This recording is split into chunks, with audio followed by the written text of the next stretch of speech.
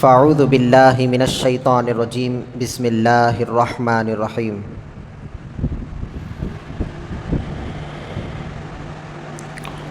ولا تکونوا کالذین نسوا اللہ فانساہم انفسہم اولئک هم الفاسقون۔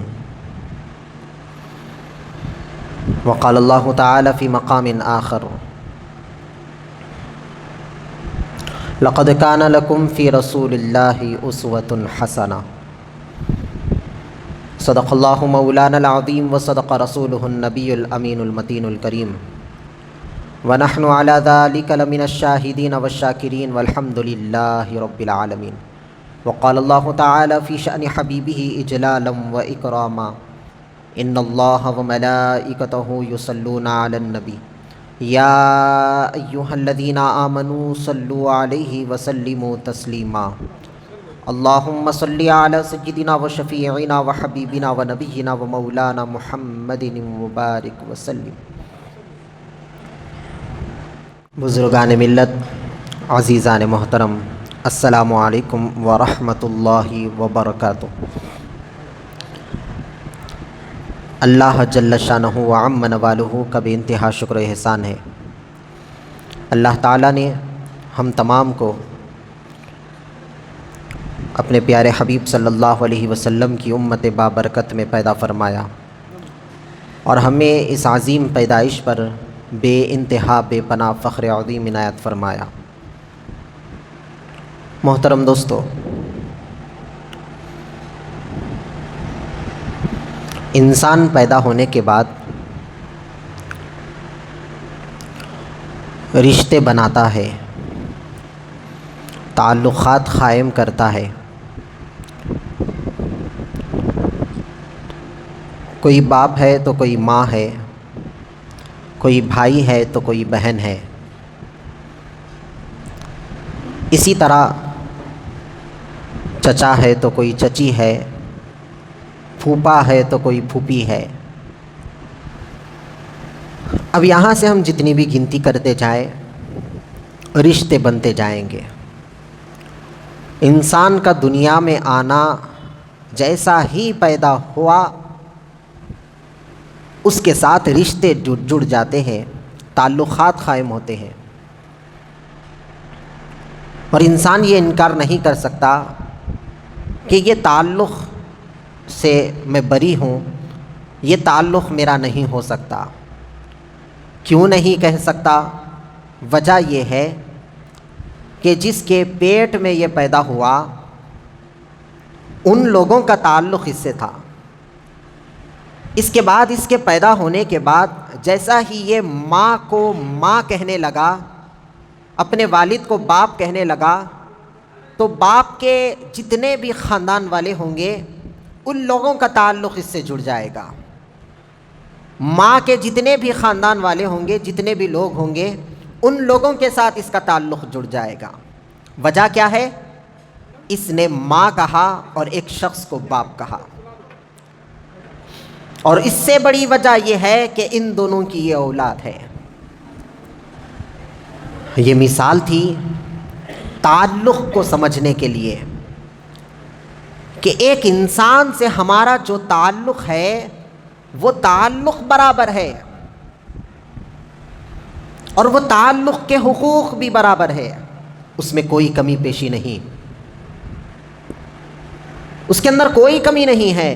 ماں باپ کے حقوق برابر ہے، بیوی کے حقوق برابر ہے، بچوں کے حقوق برابر ہے، ہر طرح سے ہر کسی کے حقوق، دوستوں کے ہو، احباب کے ہو، یا پھر جتنے بھی رشتہ دار ہوں، سب کے حقوق ادا ہے، اس لیے کہ ہم ان سے تعلق رکھتے ہیں۔ اب آئیے، ایک تعلق سب سے بڑا اور سب سے پہلا ہمارا وہ ہے تعلق مع اللہ، اللہ کے ساتھ تعلق، اللہ سے رشتہ، اللہ سے جوڑ ہمارا۔ اگر اس میں سوال ہو تو یہ سوال ہو سکتا ہے کہ کیا رشتہ ہے ہمارا اللہ سے، کیا تعلق ہے اللہ کا ہمارے سے؟ اس کی وجہ کیا ہے؟ اللہ کا ایک تعلق، ہمارا اور اللہ کا ایک تعلق یہ ہے آمنت باللہ، اس کا ہمارا تعلق آمنت باللہ، ایمان سے ہے. ایک تعلق یہ ہے. اور دوسرا تعلق خالق اور مخلوق کا ہے. اس نے ہمیں پیدا کیا اور ہم اس کی بناوٹ ہے. اس نے ہمیں بنایا اور ہم اس کی بناوٹ ہے. یہ تعلق ہمارا اور ہمارے رب کا ہے. پھر ایک اور تعلق رب اور مربوب کا ہے. یہ رب کیا ہے، مربوب کیا ہے؟ رب کہتے ہیں پالنے والے کو. وہ پال رہا ہے، ہم پل رہے ہیں. یہ دوسرا تعلق. تیسرا تعلق ہوا. پھر چوتھا تعلق ہے رازق اور مرزوق کا. وہ کھلا رہا ہے، ہم کھا رہے ہیں. پھر پانچواں تعلق ہے مالک اور مملوک کا. ہر شے کا مالک وہی ہے، ہر مخلوق کا مالک وہی ہے، اور تمام کائنات اس کی مملوک ہے، یعنی اس کی غلام ہے. یہ تعلقات ہے. اللہ کا ہم سے یہ تعلق ہے. اب دیکھیے اللہ تبارک و تعالیٰ قرآن مجید میں ایک آیت میں ہمارے ہی تعلق سے ایسا فرما دیا کہ ہم اس کو نہیں سوچ سکتے. تعلق مع اللہ جو رکھتا ہے اس کا مقام کیا ہے، اور جو تعلق مع اللہ سے انجان ہے اس کا حشر کیا ہونے والا ہے. قرآن بتا رہا ہے اگر تم اللہ سے اپنے تعلق کو مضبوط کرو گے تو تمہیں جنت الفردوس دیا جائے گا. سب تعلقات کو باہم رکھتے ہوئے اس کے ساتھ میں اللہ کے تعلق کو بڑا جانتے ہوئے، اس کے رشتے کی اہمیت کرتے ہوئے، جو ہمارا اور خالق کا رشتہ ہے، جو ہمارا اور خالق کا جوڑ ہے، اس کو سمجھتے ہوئے بندہ اس پر ٹک گیا، قائم ہو گیا. اللہ تبارک و تعالی ایسے شخص کو اپنا محبوب بناتا ہے. اور جو اللہ کے تعلق کو کمزور کر دیا، اللہ کو بھلا دیا، اللہ کو بھول گیا، کہاں کہاں بھول گیا؟ اپنی تنہائی میں اللہ کو بھول گیا. جہاں اپنے کا بڑا ہونے کا اندیشہ ہوا وہاں اللہ کے بڑے ہونے کا وہ اپنے آپ سے بھول گیا. جہاں وہ سمجھتا ہے کہ میں یہاں بڑا ہوں وہاں اس سے بھی بڑا اللہ ہے. یہ کہاں سے بھول گیا انسان؟ اور اللہ تبارک و تعالیٰ قرآن مجید میں فرما رہا ہے وَلَا تَكُونُوا كَالَّذِينَ نَسُوا اللَّهَ فَأَنْسَاهُمْ أَنفُسَهُمْ. کیا فرما رہا ہے اپنے بندوں کو کہ ان لوگوں کی طرح مت بنو جنہوں نے اللہ کو بھلا دیا.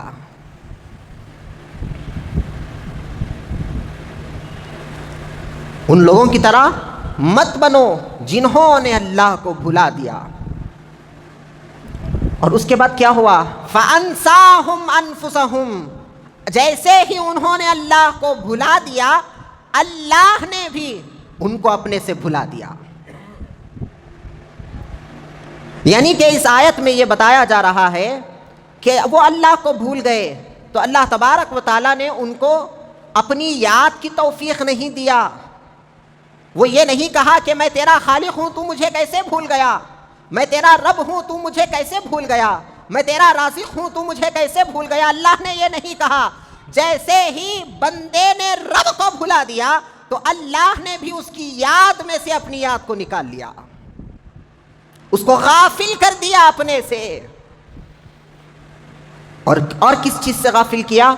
اس چیز سے بھی غافل کر دیا کہ میں نے اللہ کو بھلا دیا، میں اللہ کو بھول گیا. یہ جو احساس ہے اس سے بھی اللہ اس کو غافل کر دیا. اب اس کے اندر یہ غلط فہمیاں ہیں.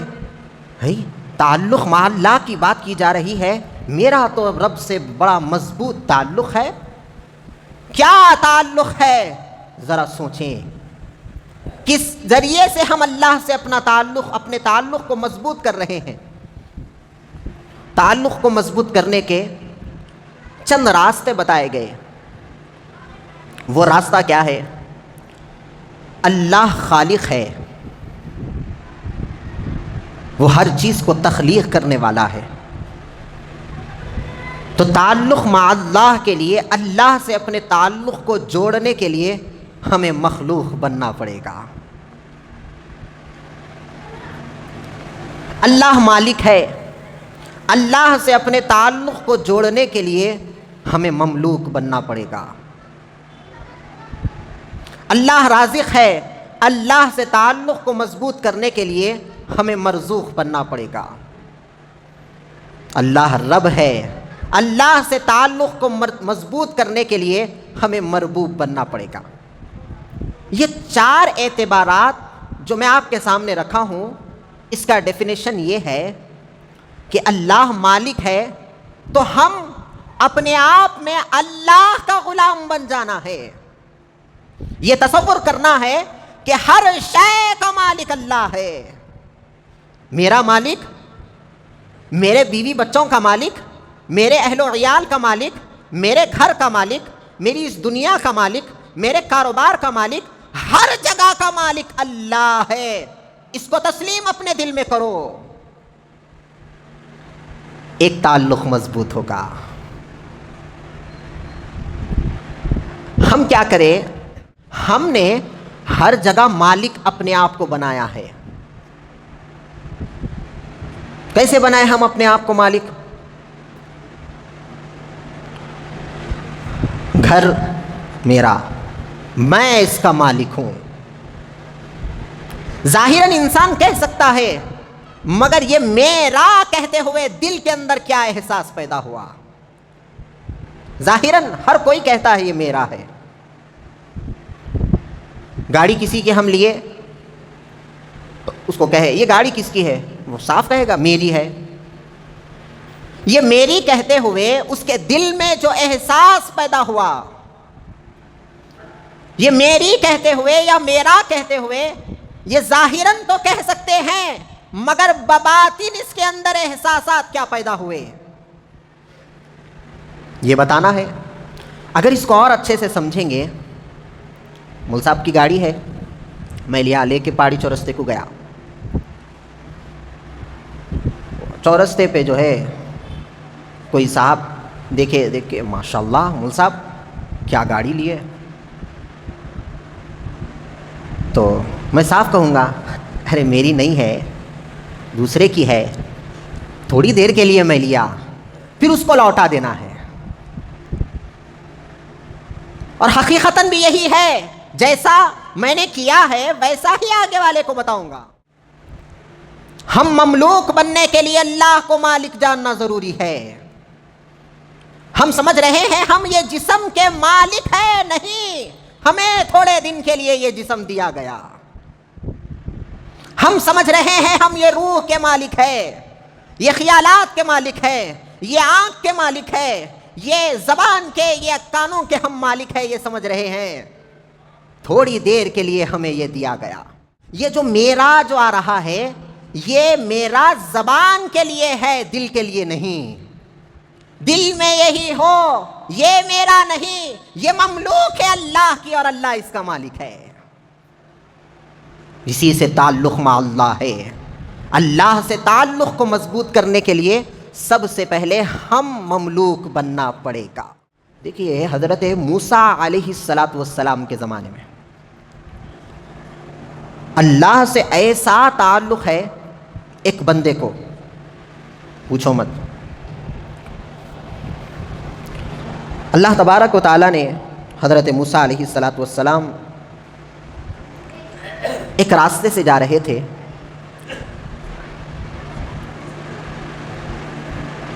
تو ایک عورت ان کو نظر آئی۔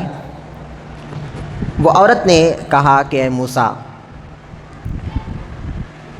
میری برسوں ہو گئی شادی ہو کے، ابھی تک اولاد نہیں ہے، آپ کوہ طور پر جا رہے ہیں تو جاتے جاتے مجھ غم گسار کا غم اللہ کے ہاں بیان کرو۔ میں تو روزانہ دعا کر ہی رہی ہوں، ایک مرتبہ آپ بھی سفارش کر دیں۔ تو موسیٰ علیہ السلام اس کی بات کو قبول کر لیے، گئے کوہ طور پر۔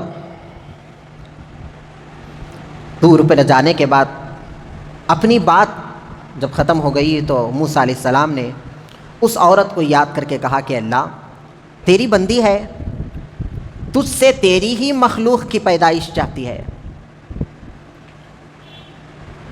اگر تو راضی ہو جائے گا تو وہ خوش ہو جائے گی اور مجھ پر بھی یقین کرے گی اور تجھ پر بھی یقین کرے گی، میرے نبوت پر بھی یقین رکھے گی اور تیری توحید پرستی بھی کرے گی، تو لاج رکھ لے۔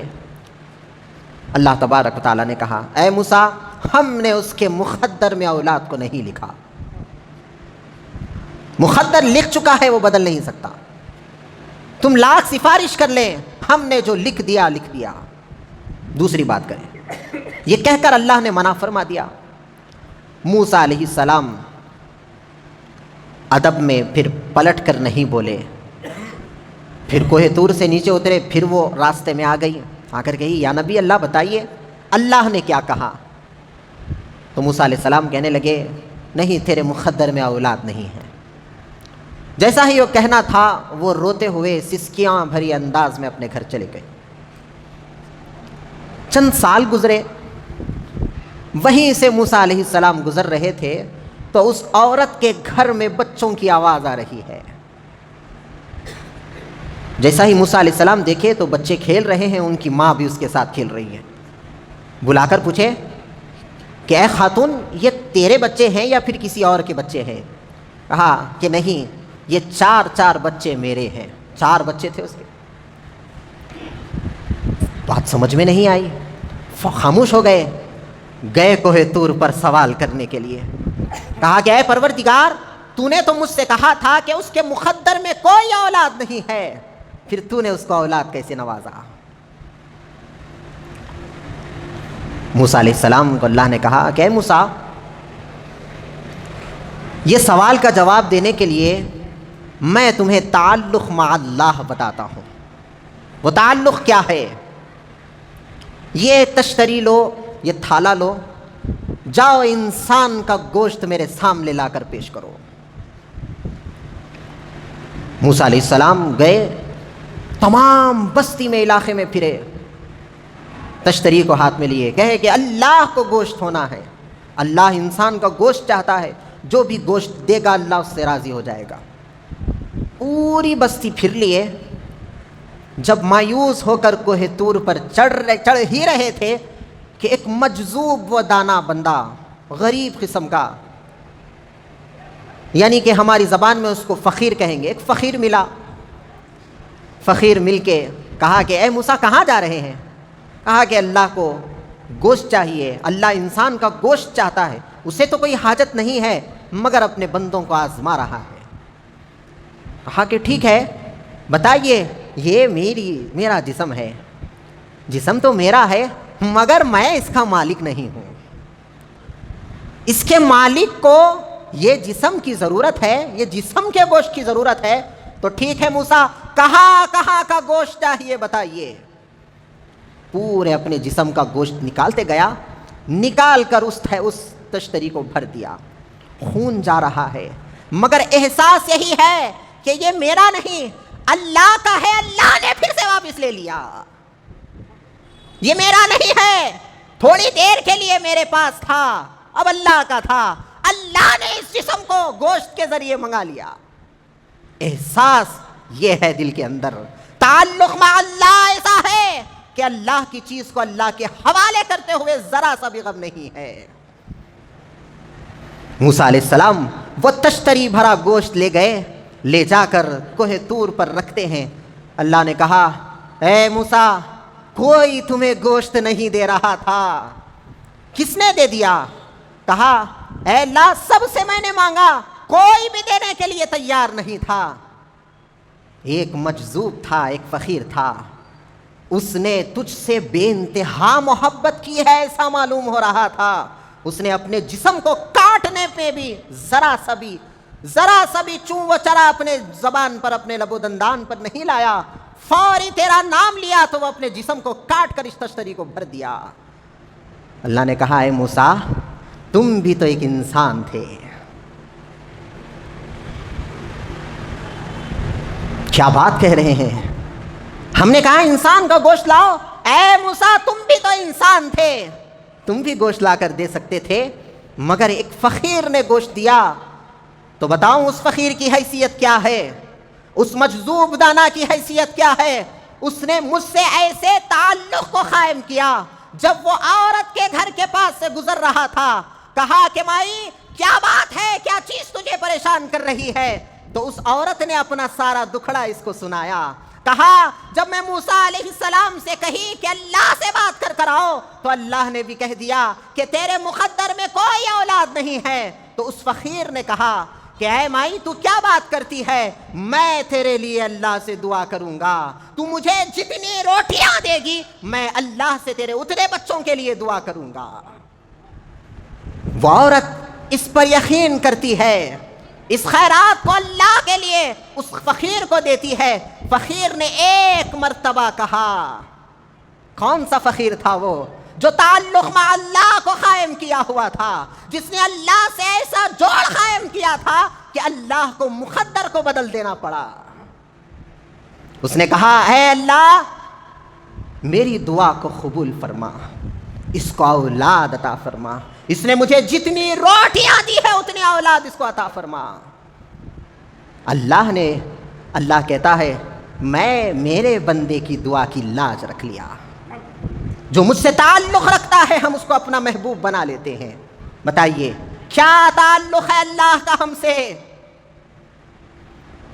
نمازوں میں ہم کتنے پکے، ذکر و اذکار میں ہم کتنے پکے، زبان میں اللہ کا نام کبھی کبھی آتا ہے، خوف خدا کا تو کوئی عطا پتہ نہیں، جہاں دیکھے وہاں ہمارا ہی خوف ہم بندوں کے اندر ڈالے ہوئے ہیں۔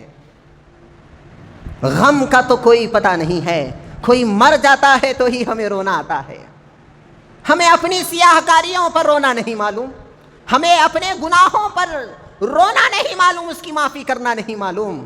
پھر بتائیے ہم کہاں کے بندے ہوئے اللہ کے؟ کون سی مسلمانی کو ہم لے کر جی رہے ہیں؟ ایک مثال دیتا ہوں، دوست ہے،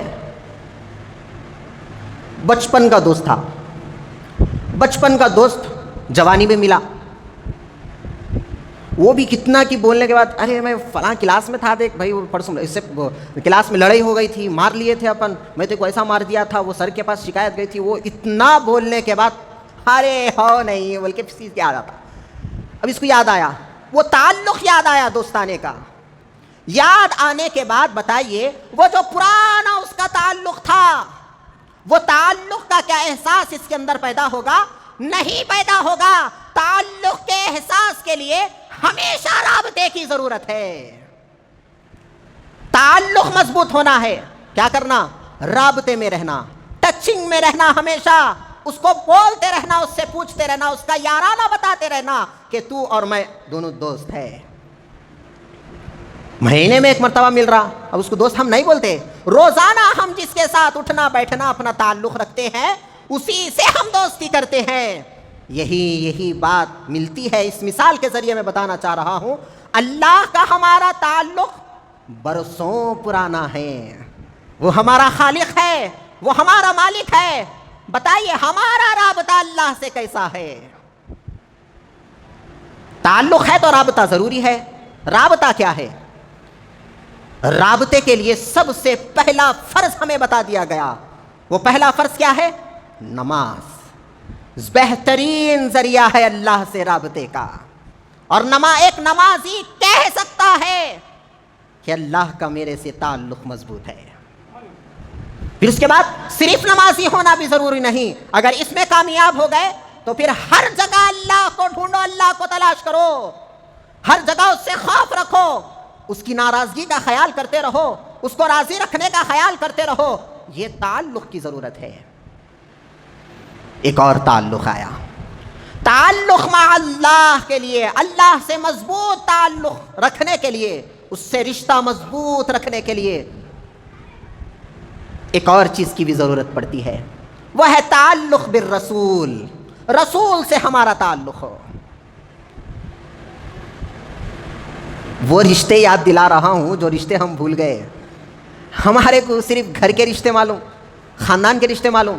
یہ جو اہم رشتہ ہمارا آخرت اور دنیا کا ہے, جس سے ہمارا گزارا چل رہا ہے, ہم وہ رشتے کو بھول گئے. اسی لیے اللہ فرما رہا ہے وَلَا تَكُونُوا كَالَّذِينَ نَسُوا اللَّهَ فَأَنسَاهُمْ أَنفُسَهُمْ. تم ان لوگوں کی طرح مت بنو جنہوں نے اللہ کو بھلا دیا, اس لیے اللہ نے بھی ان کو اپنی یاد سے بھلا دیا. اولئک هم الفاسقون, اور یہی لوگ فاسق ہے, نافرمان ہے. ہمیں اللہ یاد ہے یا نہیں بتائیے؟ اللہ ہمیں یاد ہے, ہم نے اللہ کو نہیں بھلایا. تعلق ہمیں پیدا کرنا ہے. جب تعلق پیدا ہو جائے گا تو ہمارا رابطہ بھی ہوگا, وہ ہر چیز کا رابطہ ہوگا. تھوڑی تھوڑی چیزوں کو جب ہماری پریشانی آ جائے گی, وہ تعلق ایسا ہوگا کہ فوراً مولا کی یاد دلائے گا اور اللہ سے رابطہ قائم کرے گا. اب میں یہ جو بتا رہا تھا تعلق بالرسول کا کیا ہے, دیکھیے سال میں ایک مرتبہ میلاد النبی آتا ہے. جھنڈیاں لے کے پھر رہا, نعرے لگا رہا, غوث کا دامن نہیں چھوڑیں گے, نبی کا دامن میں نہیں چھوڑتا, ایسا کہہ کے میں خود ایک سنی مسلمان ہوں, تعلق بالرسول بتانا چاہ رہا ہوں. سال میں ایک مرتبہ میلاد النبی آ گیا, روڈوں پہ گاڑی لے کے نکل گئے, جھنڈیاں لے کے نکلے, نعرے لگا لیے, یہ تعلق بالرسول نہیں ہے. یہ تعلق, یہ جھوٹے دعوے تعلق بالرسول نہیں ہو سکتے. تعلق بالرسول کے لیے وہ طریقے ہو جس سے رسول پسند فرماتے ہیں. اللہ کے رسول سے ہمارا جو تعلق امتی ہونے کا ہے, وہ صرف تعلق, وہ رشتہ جو ہمارا بیوی ہے, مگر اس کو نبھانے کے لیے, اس کو قائم رکھنے کے لیے ہم کیا کرنا پڑتا؟ رسول کی سنتوں پر چلنا پڑتا. تبھی ہم آقا کے غلام کہلائیں گے. سنتوں پہ نہیں چل رہے. تعلق بالرسول, تعلق بالرسول کا ایک معنی یہ ہے جہاں کہیں جو بھی حرکت ہو وہاں رسول اللہ کی یاد آ جائے, یہ سچا تعلق ہے. ٹھہر کے پانی پی لیا, جیسا بولے ویسا کھانا کھا لے رہا, ٹوپی نہیں ہے سر پہ, پھر جو کپڑے, جو دکھے کپڑے وہ کپڑے پہن لے رہا. سنت رسول کا کوئی نام و نشان نہیں ہے. جب دل میں آیا, جب جا رہا حجم کے پاس, داڑھی پوری گھوٹ لے رہا, پورے چکنا بن جا رہا ہر جگہ. یہ تعلق بھی رسول ہی تو ہے. اگر ہم ایسا کریں گے تو بتائیے رسول سے ہمارا تعلق ٹوٹ جائے گا. سنت رسول ہے, ایک امتی اور آقا کے درمیان تعلق قائم کرنے کے لیے سنت رسول ضروری ہے. یہ رشتہ نبھانا ہے تو سنت رسول پر قائم رہنا ہے. وہ بڑے لوگ بولتے دیکھو شادی کرنا کمال نہیں ہے, نبھانا کمال ہے, نبھاؤ اس کو. تو امتی تو ہم اپنی قسمت سے, اپنے مقدر سے ہم بن گئے, تعلق بھی قائم ہو گیا, مگر نبھانا ہے. اگر نبھائیں گے تو آخرت میں یہ نبھانا ہمارا کام میں آئے گا. صحابہ نے اس کو نبھایا ہے. صحابہ نے ہر ادا کو, حضور کی ہر ادا کو اپنے اندر اتار لیے. کیسے کیسے واقعات ہے. ایک صحابی رسول, وقت نہیں ہے تو سناتا تھا, صحابی رسول, ہر اصحاب رسول نے اپنے اپنے کردار میں یہ بتایا, ہم تعلق بالرسول اپنے اندر اس طرح سے رچا لیے, بسا لیے کہ ہم جہاں کہیں بھی جاتے ہیں رسول اللہ کا چہرہ ہمیں نظر آ جاتا ہے. وہ رشتہ ہے. یاد رکھیں تعلق مع اللہ, اللہ سے ہمارا ایک رشتہ ہے, وہ تعلق ہے. وہ تعلق کو ہمیں مضبوط کرنا ہے تو نمازوں کی پابندی ہونا. میلاد کا موقع بھی آ گیا, جلوس بھی اگر آ گیا, جلوس کو چھوڑنا ہے, تعلق مع اللہ کی طرف آ جانا ہے. پھر اس کے بعد تعلق بالرسول, یہ ایسا تعلق ہے, یہ ایسا رشتہ ہے, تعلق مع اللہ کی طرف ہمیں کھینچ کر لاتا ہے. اسی لیے اللہ تبارک و تعالی قرآن مجید میں فرماتا ہے رسول اور خدا جدا نہیں ہیں. اسی لیے اللہ نے فرمایا من یطیع الرسول فقد اطاع اللہ, جس نے رسول کی اطاعت کی بس فقط اس نے اللہ کی اطاعت کی. کیا ہے یہ؟ رسول سے ہمارا رشتہ مضبوط ہوا تو اللہ سے خود بخود ہمارا تعلق مضبوط ہو سکتا ہے. اللہ تبارک و تعالی ہم تمام کو کہنے سننے سے زیادہ عمل کی توفیق عطا فرمائے. اے پروردگار تو بہتر ہدایت کرتا ہے، ہماری ہدایت فرما، تو بہتر نصیحت کرتا ہے، ہماری نصیحت فرما، تو بہتر حفاظت کرتا ہے، ہماری حفاظت فرما۔ وآخر دعوانا ان الحمد للہ رب العالمین، والسلام علیکم ورحمۃ اللہ۔